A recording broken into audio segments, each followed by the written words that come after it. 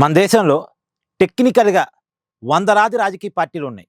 కానీ రెండే రాజకీయ పార్టీలుగా మనం చూడాలి. ఒకటేమో ప్రతిపక్ష పార్టీ, రెండేమో అధికార పార్టీ. ప్రతిపక్షంలో ఉన్నప్పుడు ఒకలాగా మాట్లాడతారు. మళ్ళా ఈ ప్రతిపక్ష పార్టీకి అధికారం రాంగానే వీళ్ళ బిహేవియర్ మారిపోయిద్ది. అధికారంలో ఉన్న వాళ్ళు ప్రతిపక్షంలో రాంగానే వాళ్ళ ఆలోచన మారిపోయిద్ది. మన దేశంలో ప్రతి రాజకీయ పార్టీ ఇలాగే ఉంది. మీకు కావాలంటే ఎగ్జాంపుల్ కోసం చెప్తున్నా వినండి.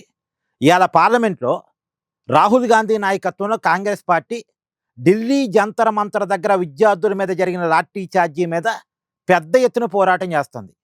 అమిత్ షా సమాధానం చెప్పాలి, అమిత్ షా దిగి రావాలి, అమిత్ షా బాధ్యత తీసుకోవాలి అని చెప్పేసి కాంగ్రెస్ పార్టీ గట్టిగా మాట్లాడుతుంది, పోరాటం చేస్తుంది, పార్లమెంట్ని జరగనివ్వకుండా అడ్డుపడుతుంది కదా. మరి ఇదే కాంగ్రెస్ పార్టీ సంకీర్ణ ప్రభుత్వం జార్ఖండ్లో కాంగ్రెస్ ప్లస్ జేఎంఎం కలిసి జార్ఖండ్లో ప్రభుత్వాన్ని నిర్వహిస్తున్నాయి. అక్కడ రాజధాని రాంచీలో అక్కడ పేపర్ లీకేజీల మీద విద్యార్థులు పోరాటం చేస్తుంటే వాళ్ళ మీద నిన్న భారీ లాఠీ చార్జ్ జరిగింది. ఇదే కాంగ్రెస్ సంకీర్ణ ప్రభుత్వం విద్యార్థుల మీద లాఠీ చార్జ్ చేసింది. ఢిల్లీలోనేమో పార్లమెంటు ముట్టడికి వచ్చిన విద్యార్థుల మీద లాఠీ చార్జ్ జరిగింది.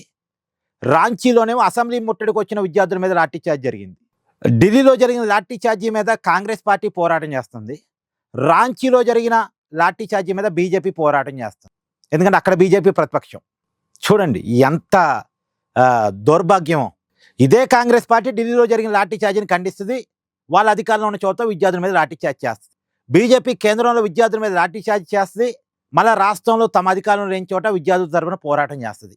అంటే అందుకని చెప్పేది రెండే రాజకీయ పార్టీలు, ప్రతిపక్షం, అధికార పక్షం. ప్రతిపక్షంలో ఉన్నప్పుడు ఒక రకంగా బిహేవ్ చేస్తారు, అధికారంలో రాగానే మరో రకంగా బిహేవ్ చేస్తారు. దీనికి బీజేపీ అంతే, కాంగ్రెసు అంతే. వీరిద్దరే కాదు, ఎవరైనా అంతే. ఏమన్నారు ఈ రాజకీయ పార్టీని? అందుకని ఈ రాజకీయ పార్టీల మూసధోరణిలో ప్రతిపక్షంలో ఉంటే ఒక రకంగా ఉండాలి, అధికారంలో ఉంటే మరో రకంగా ఉండాలి అనే ఈ మూసధోరణికి చరమగీతం పాడాలి. ఈ రాజకీయాలు మారిపోవాలి. ప్రజలకి జవాబుదారీతనం ఉండేలా రాజకీయాన్ని మార్చాలి. కానీ నిన్న జార్ఖండ్ రాంచీలో జరిగిన లాఠీ చార్జీ మాత్రం అత్యంత దారుణమైన లాఠీ చార్జీ అండి. బాష్వాయు తర్వాత అక్కడ కూడా పిరేడ్ గన్స్ ఏదో వాడారట. కానీ దారుణమైన లాఠీ చార్జ్. అక్కడ జార్ఖండ్లో public service commission paper leakage అయిందని అక్కడ విద్యార్థులు ఆందోళన చేస్తున్నారు. మరి దానికి అక్కడ ప్రభుత్వం బాధ్యత వహించాలిగా.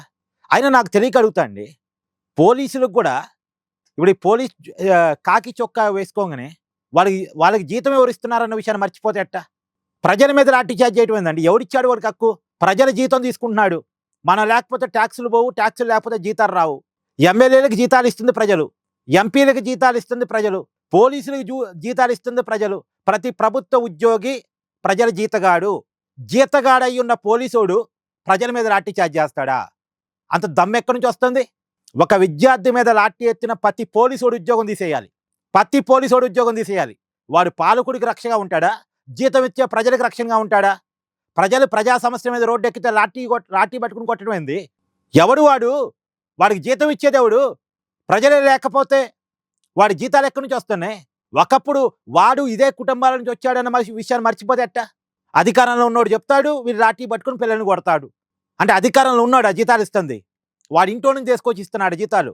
ఢిల్లీలో లాఠీ చార్జ్ చేసిన పోలీసులకి అమిత్ షా ఇంట్లో నుంచి జీతాలు పోవట్లేదు. కాంగ్రెస్ అధికారంలో ఉన్న చోట అక్కడ ప్రభుత్వం చెప్పింది కదా లాఠీ చార్జ్ చేసిన పోలీసులకి కాంగ్రెస్ నాయకుల ఇళ్లలో నుంచి జీతాలు పోవట్లేదు. జీతాలు వాళ్ళకి పోతుంది ప్రజల జేబుల్లో నుంచి. ఆ విషయాన్ని పోలీసులు మర్చిపోతేట? అసలు పోలీసు వాళ్ళు వాళ్ళ కుటుంబ నేపథ్యాలు మర్చిపోతేట? వాళ్ళు ఏ కుటుంబాల నుంచి వచ్చారు? అదే కుటుంబాలు రోడ్డు మీదకి వస్తే నీ ఒంటి మీద కాకి చొక్కా ఉంది కదా అని నువ్వు రెచ్చిపోతావా? ఉండక్కల్లా సోయి. సో విద్యార్థుల మీద జార్ఖండ్లో కావచ్చు, లేదు ఢిల్లీలో కావచ్చు, లాఠీ ఎత్తిన ప్రతి పోలీసు ఉద్యోగాన్ని తీసేయాల్సిందే. ఏమంటారు? కామెంట్ చేయండి.